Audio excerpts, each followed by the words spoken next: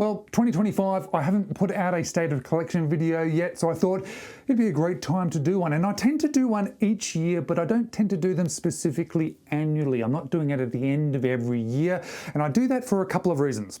I firstly do it because I like to do them after I've made some changes to my collection. Generally, it seems to be this sort of once a year thing that I tend to start to downsize and bring my collection back to a core collection, and then that tends to be a great time to do one. But I then like doing them each year because it's nice for me personally to look back at these state of collection videos and just see how my collection has changed and evolved.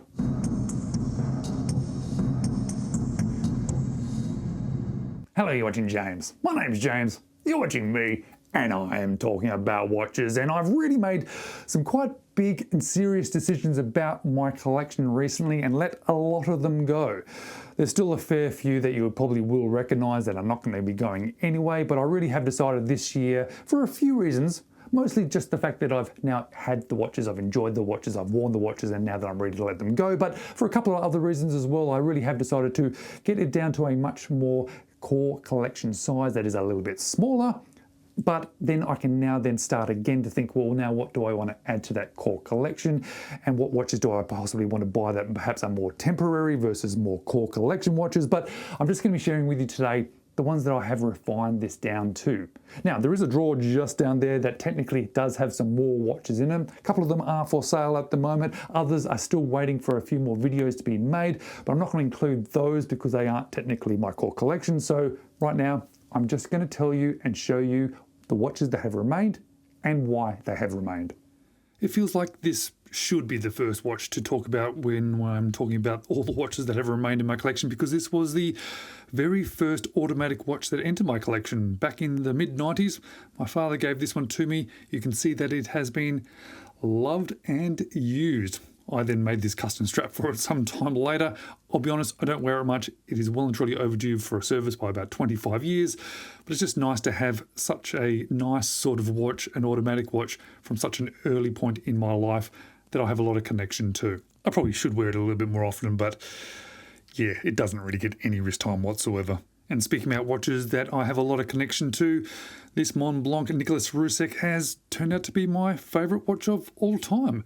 Yep, it's even surpassed another watch that is in my collection that I absolutely adore, because this one, well, I have got a connection to it. I just love the look of it. I love wearing it.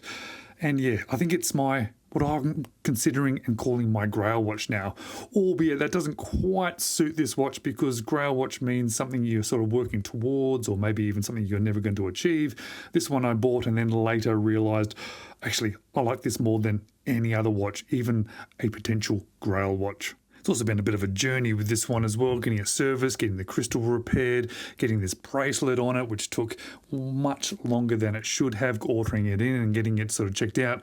Worthwhile checking my full review of this one, because it's just it's an interesting watch, it's an amazing watch, but a bit of a story involved with it too. My latest purchase for a watch that has entered my collection is the Formex Essence 39. I have some videos about this one coming out soon. It's got that very cool inbuilt suspension, really well made. This one is secondhand. It has been pre-loved, but that allowed me to get it at a price that is probably a little bit more realistic for my budget at the moment. But what a beautiful everyday watch.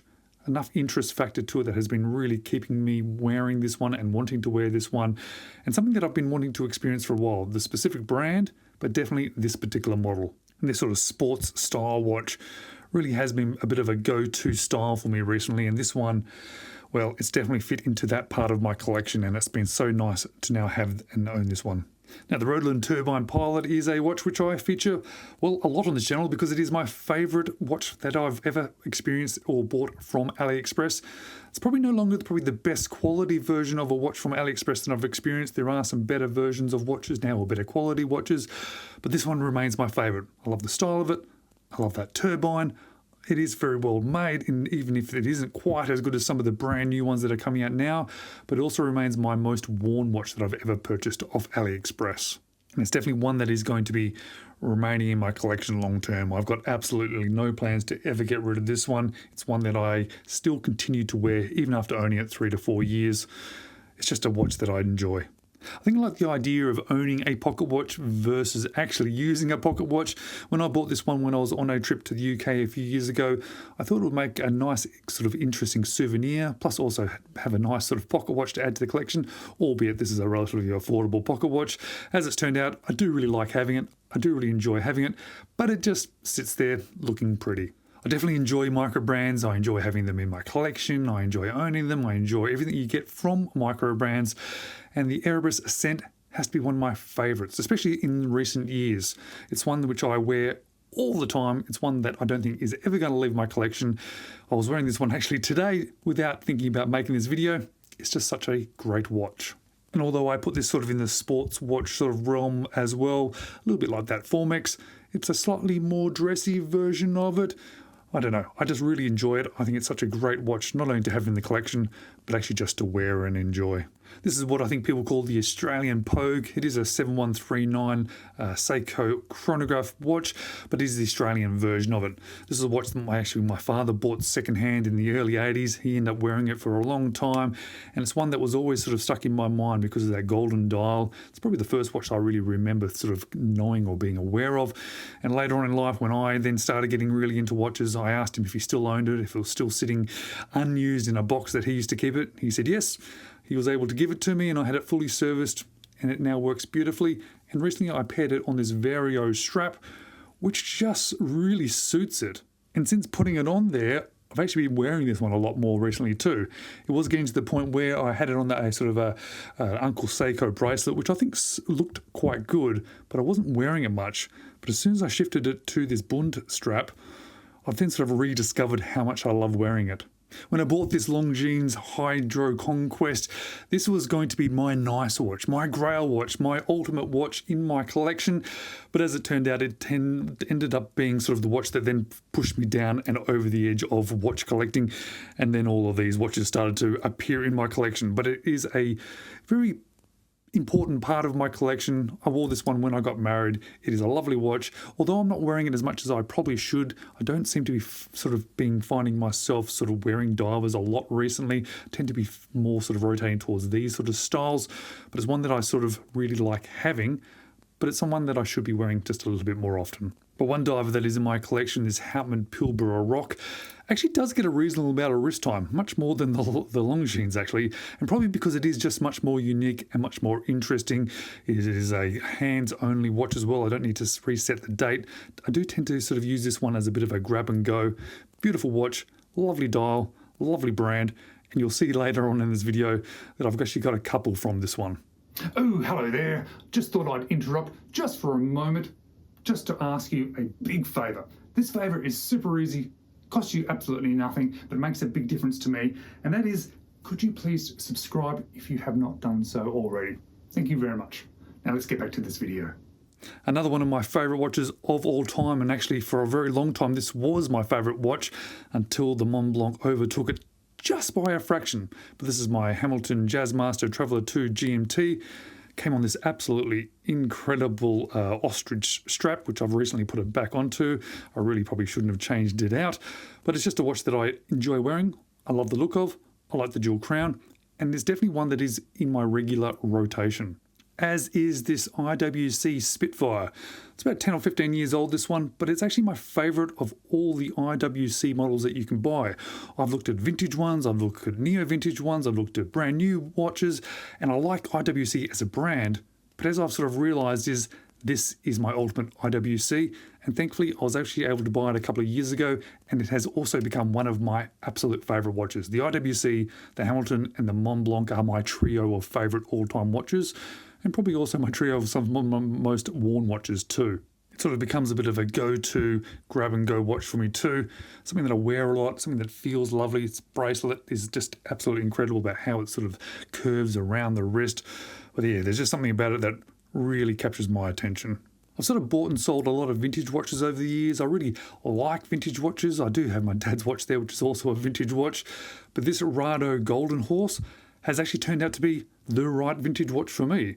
It wasn't particularly expensive. I was able to pair it with an original bracelet at a later time, but it's only actually 35 millimeters, not very big, but it's one that I honestly gravitate towards all the time, and I end up wearing all the time. If I was forced to refine my watch collection down to a very small amount, this is actually one that would make the cut. Which I can probably say the same about this Christopher Ward Dartmouth. This is the first generation of this one, but it's my favourite Christopher Ward. I've owned a couple of the watches from this brand before and they are all absolutely amazing. But as it turned out, this is the one for me. It really shows you that even though a brand can come out with some amazing watches, it doesn't mean the newest is always the greatest. For me, this is the ultimate Christopher Ward for me. And it has partly to do with the sort of the feel and the quality and the ease of actual wear of this one. But realistically, it just probably comes down to the looks of it. And that Christopher Ward has actually been a bit of a daily wear for me as well. And so has this Orient Star. This for me does feel a bit like a pilot watch, even though it's not described as a pilot watch. But what I can say is it's just an easy watch to wear. It's a good looking watch, comes on a nice strap. The case is absolutely brilliant.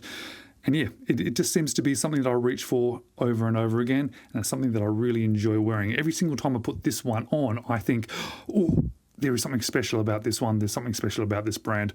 I'm really impressed by it. Yeah, and out of all the watches that are in my collection at the moment, this is the one that occasionally I think, oh, maybe I'll let this one go. Maybe I'll end up selling this one. But then I put it on and I think, oh, no, I don't want this one to leave my collection. And my second watch from Hruodland, yes, the same as this brand here. This is the Burnt Earth Murchison River series. A really nice sort of sports watch too. 40mm case diameter with a Swiss Solida movement. Got the kangaroo on the back there showing casing that it is an Australian micro brand.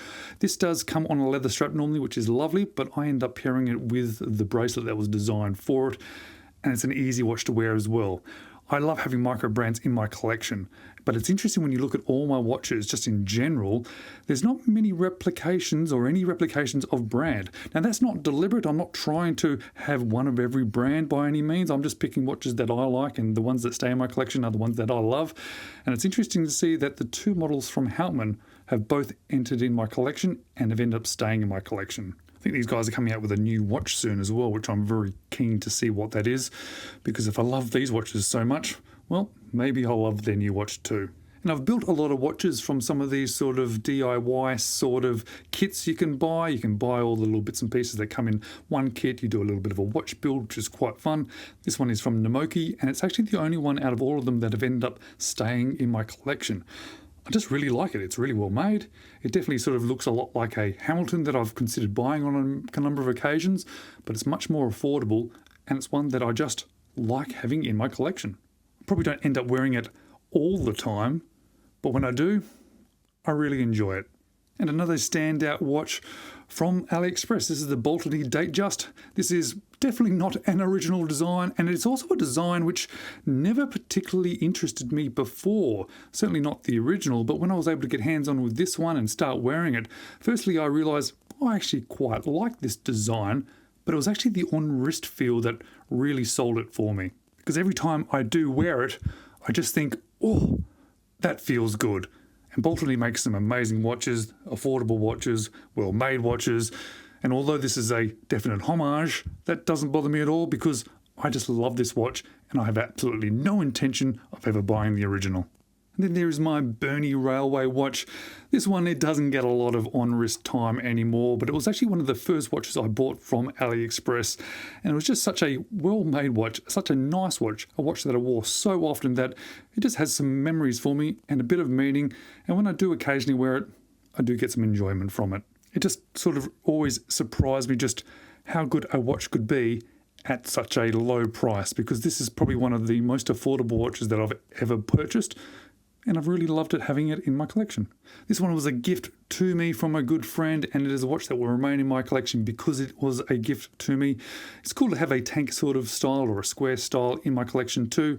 I admit I don't wear it too often. It is a quartz watch. It has since stopped, so I haven't bothered replacing the battery in this one, but it's just nice to have a different style, but also have that memory of it being a watch from a friend. And as I mentioned, I do actually have a few more watches over there in a drawer, which I'm still actually sort of wearing at the moment, but some are going to be sold, some are being used for reviews, some are just temporarily staying and are eventually going to be sold. Today, I just wanted to show you the ones that are staying in my collection, 100%. These are more long-term watches. Not to say that some may eventually leave. There's the possibility. There's always that possibility. It's something that I've learned over the years, that there is possibility. But some of them, in fact, probably most of them, are definitely not leaving because I just love them so much. Thanks for watching, guys. I do appreciate every time you do watch one of my videos and leave comments. And I'm interested to see what this collection looks like compared to next year, as I've always been interested in look back over the years to see how my collection changes. And maybe you'd like to watch a couple of those older Stater collection videos next.